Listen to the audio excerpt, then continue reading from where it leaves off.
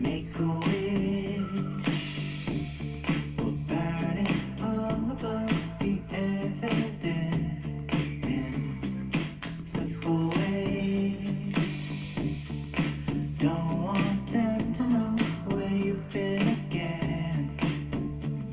Don't tell your friend anything.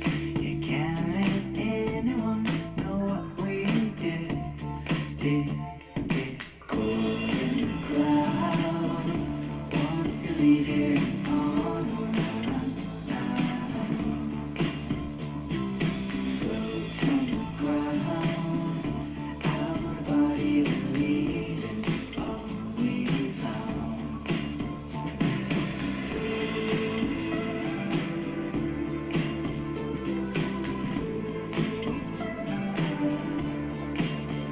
I feel alive, floating ghost-like through the atmosphere.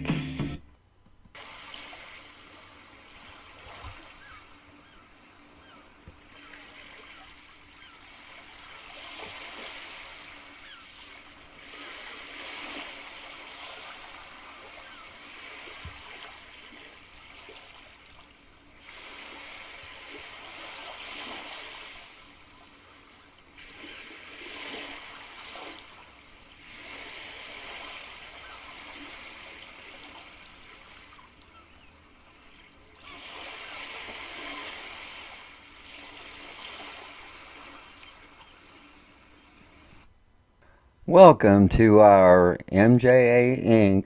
podcast, the series Deep into the Woods. This is episode 13, part 1. This episode is about the Wonderland Murders. My name is Mark, and I am your host for tonight's podcast.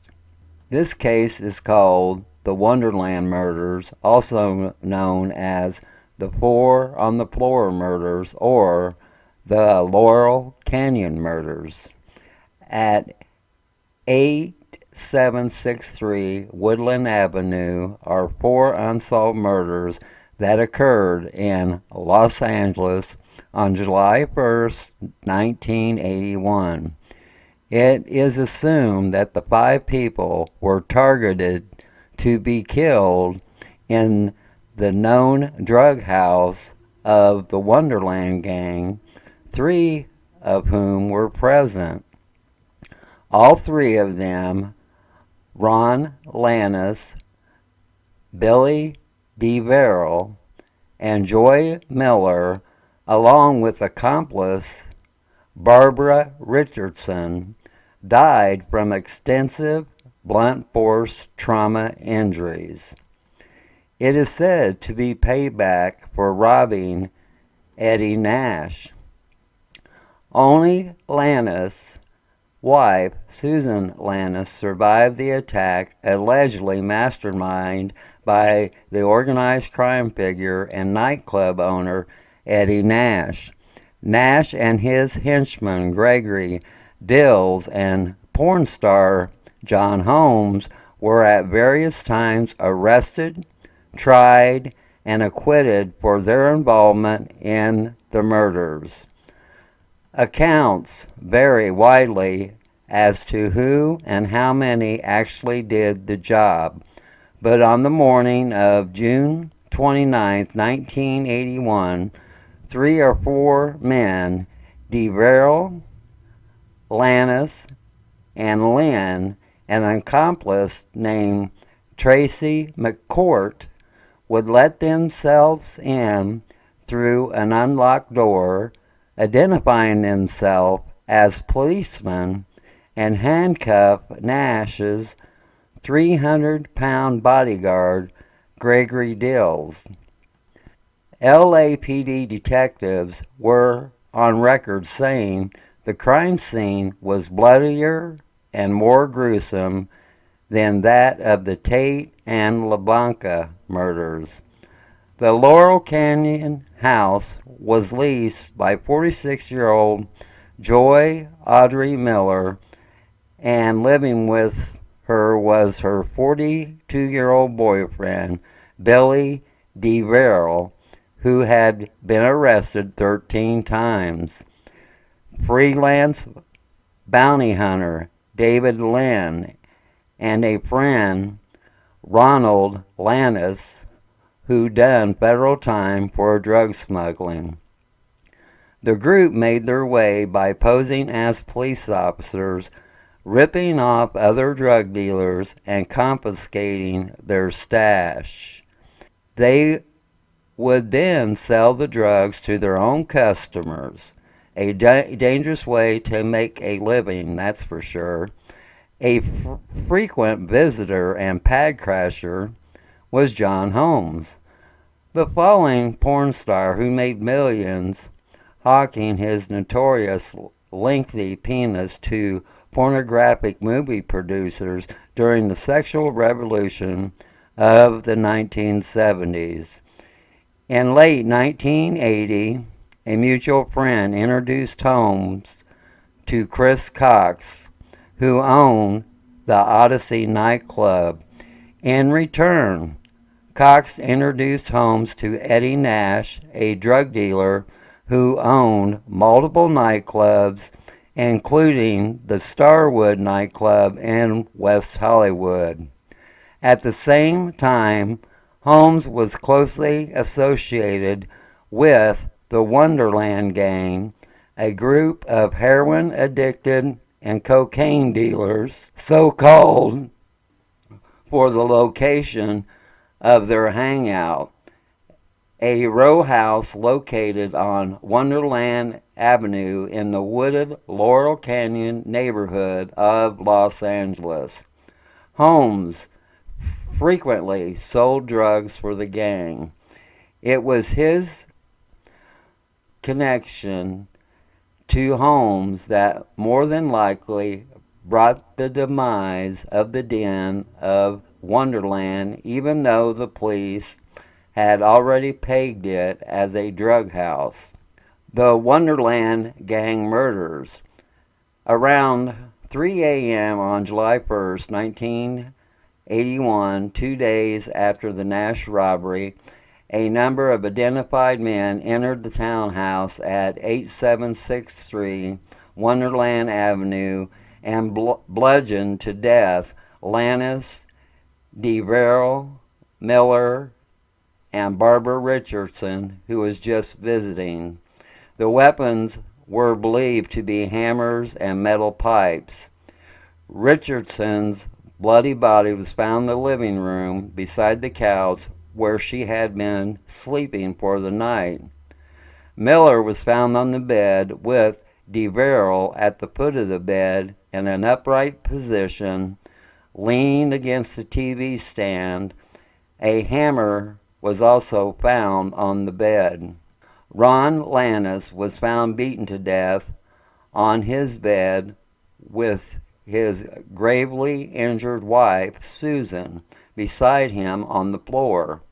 Both bedrooms have been thoroughly searched.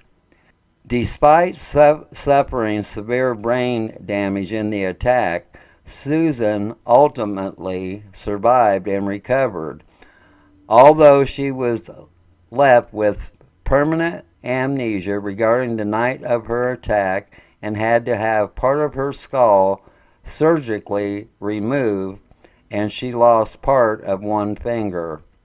Although neighbors would later report having heard screams around that time, no phone calls were placed to the police until 4 p.m. on July 1st, over 12 hours later, when furniture movers working at a house next door to the crime scene heard Susan moaning and went to investigate. The house was notorious for around-the-clock mayhem and debauchery. When questioned, neighbors said the Wonderland Gang's drug-fueled parties often included loud, violent, screaming, and disruptive noise. So when they heard the murders occurring, they simply believed another party was taking place. Accounts vary widely as to who and how many actually robbed Nash, but on the morning of June 29, 1981, 3 or 4 men, DeVerrell, Lannis, and Lynn, an accomplice named Tracy McCourt, would let themselves in through an unlocked door, identifying themselves as policemen, and handcuffed Nash's 300-pound bodyguard, Gregory Dills. But he had value with his connection to Nash. Holmes was willing to help them set up a hit on the drug lord's Studio City mansion. Holmes informed the Wonderland gang that on a previous visit to Nash's house, he left a sliding glass door unlocked and that Nash kept loads of drugs, jewelry, and cash on hand. Holmes even drew up a map of the house for the crew. A well-hung jury. Shortly after the murders, police would search Nash's home and uncover more than $2 million in cocaine, which he would spend 2 years in prison. But they still had nothing on him for the murders. In 1990, Nash would be charged in state court with having planned the murders. His bodyguard, Dills, was charged with committing them. The trial would end up with a hung jury, a single 18-year-old female juror holding out. A second trial was held in 1991, and it ended in an acquittal. Nash could not be tied to the Wonderland murders. Dills would die in 1995. A plea deal. In 2000, Eddie Nash would be arrested again, and this time with the Superior Court charges of drug dealing, racketeering, tax evasion, and conspiring to commit the Wonderland murders. He was also accused of bribing the long holdout juror in his previous case. Already suffering from poor health, jail doctors had diagnosed him with emphysema and tuberculosis. Nash would work out a plea deal in which he admitted to having bribed the juror in his previous case with $50,000 and would also plead guilty to money laundering charges. But with regards to admitting to the killings of the inhabitants of the Wonderland house, he wouldn't confess. He would, however, admit to having ordered his associates to retrieve his stolen property from the Wonderland house, which he said could have led to violence, including murder. He would receive a 6-month prison sentence and a fine of $250,000. We are going to take a pause for the cause, and when we return, our guest on tonight's podcast will be Cali. Back in a moment with Cali's interview.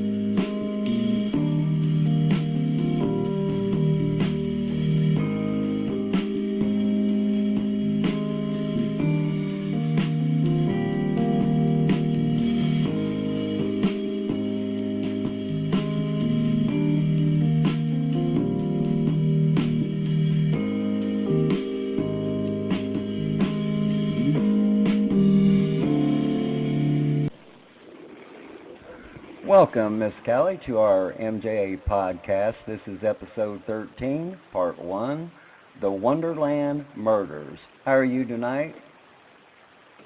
I'm great, Mark, and you? I'm just peachy, and I'm sure you've read the case file on this particular case, correct? I have, yes.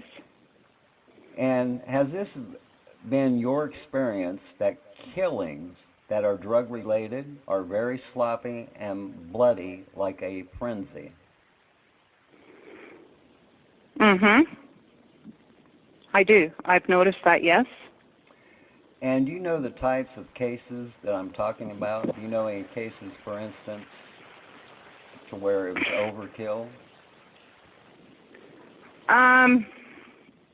Mostly in gangs, gang murders. I can't think of one right off the top of my head, but I know what you're talking about. Okay. And the main character of all this is Eddie Nash, and from what you have read about him, what do you think of Eddie Nash? Well, I see it as this. It's about easy money, fast and easy, and once someone like Eddie Nash gains power and control and gets a taste for that easy money, that person, they'll protect that at all costs. So any chance of any person trying to change that lifestyle, they're going to suffer the consequences of that, trying to change that. And do you think the murders was for the amount of items stolen from Nash, or do you look at it as he wanted to teach others a lesson? Well, the old saying, actions speak louder than words, so I'd say that it was for setting an example for others. And do you think that John Holmes, the ex-porn star, was so strung out on drugs that he had to make a deadly choice? Well, this is just a hunch, but I think Holmes may well have owed money to the Wonderland gang, and that he came up with that robbery plan as a last-minute distraction to allow him time, or I have another thought on that. Go ahead. Well, let's say if you owed a large sum of money to people whom you wanted to have murdered for you, and you hatched up a plan to have them rob other people whom you know will murder your debtors for you, mm-hmm. I'd say that's quite convenient. So I think he played both sides to meet the middle. So you believe Holmes might have played a bigger part in the murders? Oh, yeah. I think it was by design for him. Yeah.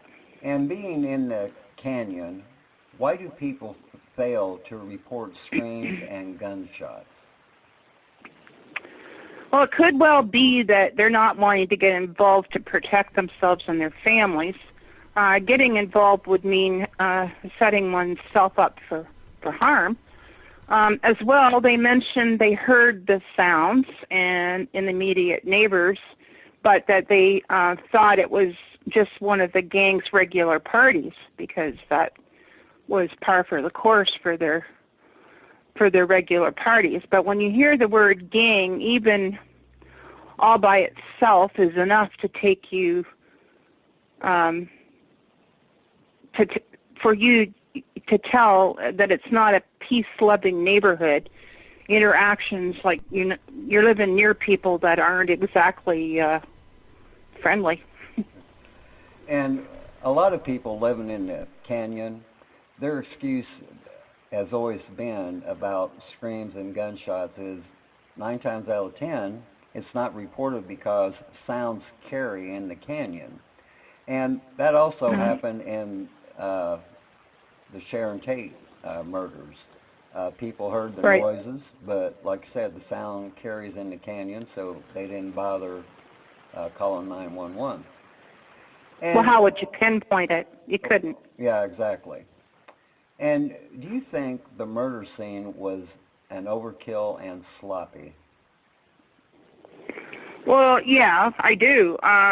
You're dealing with fundamentally, I'm going to use the word regressed people who do not have the mental ability or capacity to think things out. They're bullies who have survived their own environments by being just that. And murder, even though it's probably not new to them, was not like a career. Okay. You know. And do you think Nash ordered the way they was killed to put fear into people? It could be, but more likely just the people he was using to do the job just were like that. I mean, it could be. It could well be, though. Okay. And do you know that the O.J. Simpson lawyers tried to get this case introduced because a lot of the injuries matched Nicole's and Goldman's injuries, but the judge wouldn't allow it. Do you know about that? No, I didn't, but that is very interesting. I think that kind of shows you that it's gang-related in some way. And what also bothered some police is when Holmes made a deathbed confession, but he did not mention the Wonderland murders. Do you or can you read into anything about that? Well, see, from what I've read, it was Holmes didn't give a reply to detectives at all about the Wonderland gang murders. Even when he was sick in the hospital with AIDS, he did not give up any information. His ex-wife implicated him, but he had already been acquitted of the charges of murder. Yeah, I think it was Nash who agreed to a plea bargain, but he still didn't admit or confess to the murders or any involvement with them. Is there anything you would like to add about the Wonderland murders? No, I still believe that the Wonderland murders were a convenience to Holmes and that not having to repay his debts, and he played both sides to meet the middle. The old saying is, there's no honor among thieves.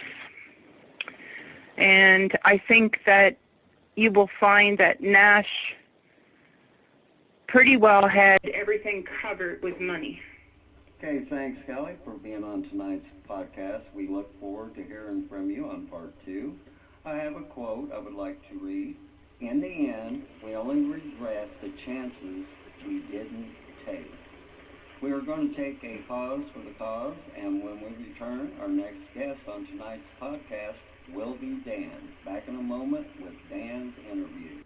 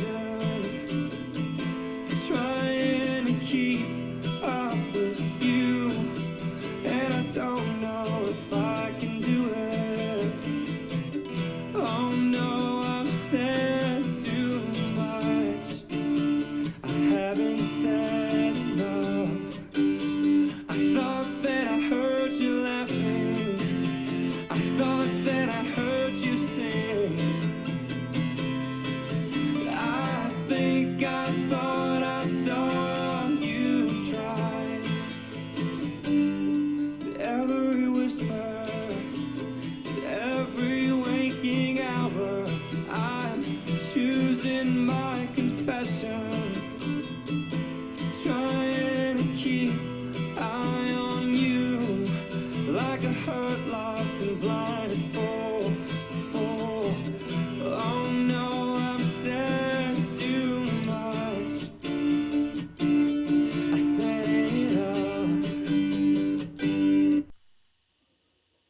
Welcome, Dan, to our MJ podcast. This is episode 13, part 1, The Wonderland Murders. Hey, Dan, what's up?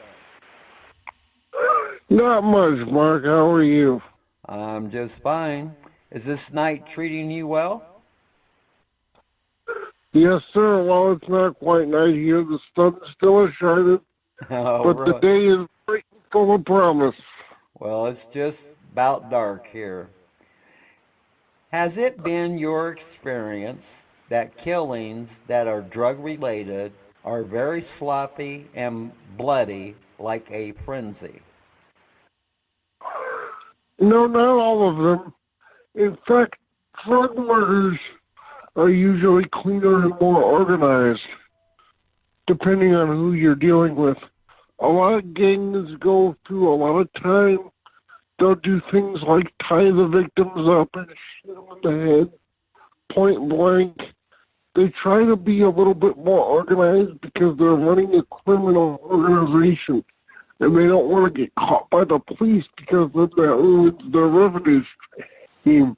Now, you will find more disorganized drug-related murders when the victims and the perpetrators are on drugs.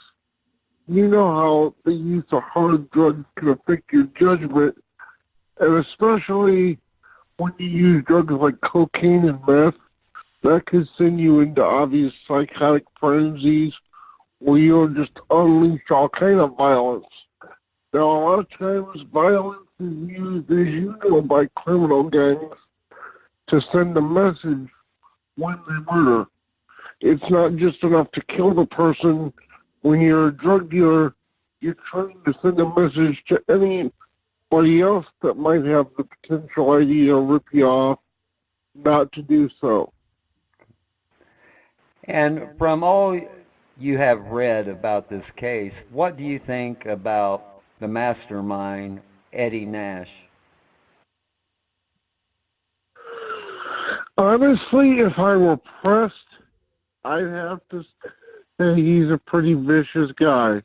Although pretty smart because he was able to stay out of prison for most of his adult life. And then when he was finally convicted, he only served 4 years and then got sent home, I believe, because he was sick.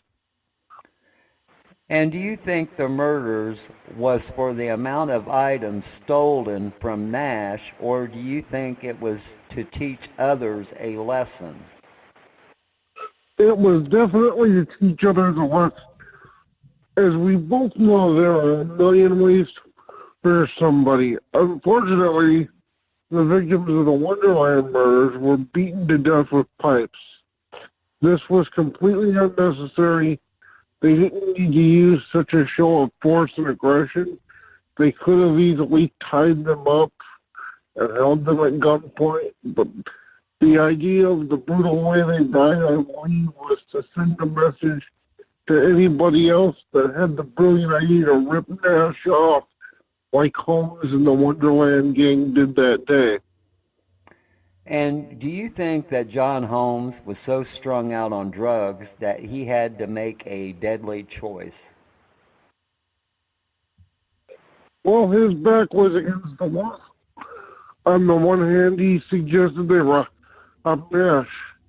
On the other hand, Nash had him at gunpoint.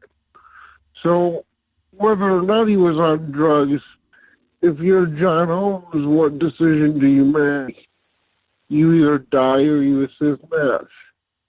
So, his choice, I believe, was motivated purely by self-preservation. Do you think that Holmes might have played a bigger part in the murders? Oh, it's a definite possibility. You know, you read the case reports, and they talk about blood being spattered on his shirt. Then he changes his story a couple times, which is indicative of being deceitful. Plus, many times when you commit something like the Wonderland murders, they want you to participate because they feel if you do that, it'll make you culpable for the murder and thus less likely to turn them into the police or law enforcement. And do you think Nash ordered it that way to put fear into people? Oh, like I said, absolutely. A guy like Nash wanted to send a message. You don't cross me. You don't mess with me. You don't take my product. And their murders suffice the message real well. Did you know that the O.J. Simpson lawyers tried to get this case introduced because a lot of the injuries matched Nicole's and Ron Goldman's injuries, but the judge wouldn't allow it? Did you ever hear about that? To be honest, no, I didn't. But I could see why the judge would disallow.